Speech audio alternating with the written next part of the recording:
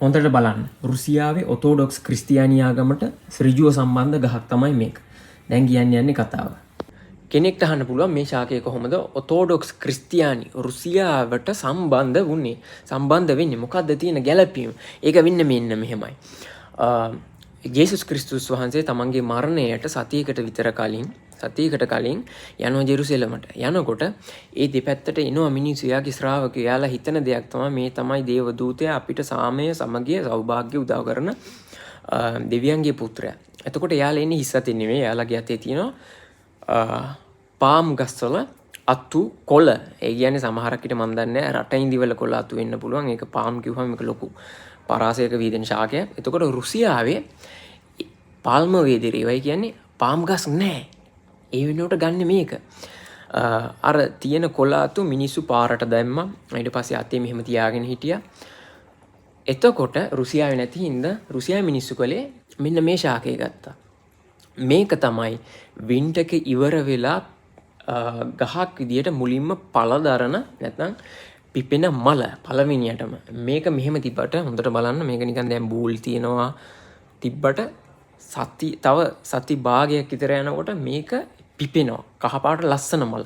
එතකොට අද වස්ක්‍රසීනි කියන්නේ අද තමයි ඉරිදා. රුසියාවේ ඔතෝඩොක්ස් ක්‍රිස්තියානි ආගම අදහන මිනිස්සු මේවා අරගෙන යනවා පල්ලි වලට ගිහිල්ලා ඉවරලා යාඥා කරනවා. ගෙදර ගෙනහලා ඉවරලා මේ වගේ ලස්සන වාස්යක දාලා තියා ගන්නවා. එයාලා එක නිකන් ඒ ප්‍රාශ්නික එක නැත්නම් ඒක ඉවරුණෙන් පස්සේ විසික් කරන්නේ නැහැ. එයාලා කරන්නේ මේක එක්ක අවුරුදු පුරාම ඊළඟ අවුරුද්ද වෙනකන් තියා ගන්නවා. එක්ක පොළවේ වල්නවා. එක්ක වතුරකට දානවා. එහෙම තමයි ගෞරවාන්විත ඒකට සමු දෙන්නේ. රුසියාවේ මම ජීවිතේ දැකපු ලස්සනම දේ තමයි මේක විතරක් නෙමෙයි රුසියාවේ පාස්කු වලට හැඩගැහෙන්නේ මෙන්න මෙහෙමයි. එයාලා බිත්තර පාට කරනවා. එයාලා කේක් වගේ දේවල් හදනවා. ඊට පස්සේ විවිධාකාරී කෑම වර්ග හදනවා. ඒකලා පාස්කු දවසට කලින් දවසේ ඒවා හදලා අපි යනවා පල්ලියට. මම ක්‍රිස්තියානි නෙමෙයි රුසියාවට ආවෙන් පස්සේ මම ජීවිතේ දැකපු එක දෙයක් තමයි මම මිනිහෙක් විදියට ජීවිතේ විඳින්න ඕන නම් බොහෝ සමහරක් තැන්වලදී අත්කෘති චිලවකේ කියන්නේ නිදහස් මිනිහෙක් වෙන්න ඕනේ. එතකොට තමයි ජීවිතේ ගොඩක් දේවල් දකින්න පුළුවන්. මට මගේ යාළුවා අපි දෙන්න හවස බිත්තර පාට කරනවා කේක් හදනවා හදලා ඉවරලා පහවදා දවසේ යනවා පල්ලියට ගිහලා ඉවරලා යාඥා කරනවා. මම බෞද්ධ වුණත් මේ දෙක කරන්න හේතුව තමයි සමහර දේවල් ජීවිතේ රුසියාව ගැන විශේෂයෙන් දැනගන්න ඕන.